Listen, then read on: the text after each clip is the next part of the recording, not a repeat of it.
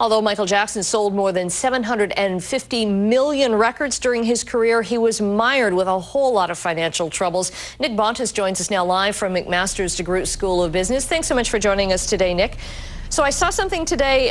He was apparently $400 million in debt at the time of his death.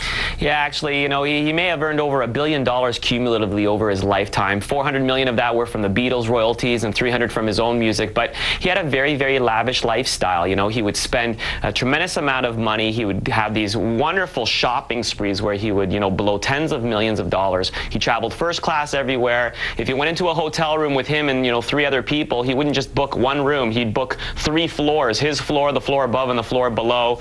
Neverland Ranch took $5 million in expenses alone just to operate. So I feel for him and his children. We don't know what the contents of the will are. You know, some people predict that he may actually will back the Beatles catalog to Paul McCartney.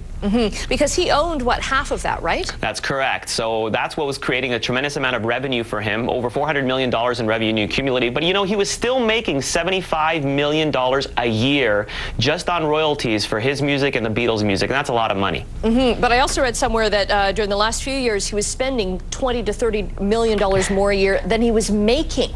That's right. So he How was. does that happen? Well, you know, this is the problem. Without financial management in place, you know, he was still a kid at heart. Everybody says that about him. So he was still spending lavishly. And unfortunately, even though, you know, he was making a significant amount of money, the probability is that he will probably make even more money now in his afterlife. You know, Elvis Presley was still making, you know, millions and millions of dollars in royalties after his death. So sometimes earnings increase significantly after death. And you mentioned that in your story already on iTunes this morning. 5 of Michael Jackson's albums are the number 1, 2, 3, 4, and 5 hottest selling albums as of today. And about memorabilia as well. When you sell that many records, of course, there's not that much scarcity, but everybody's got a special memory, right? They want to hold on to. Everybody loves him. I mean, the Thriller album, I remember it. It was released in 1982. It's over a quarter of a century old. It's the best-selling album of all time. But you know what? When it's played on the radio or on television, people still, you know, snap their fingers and tap their feet. They still love the beat. And he was very famous for his style. I mean, think of things that are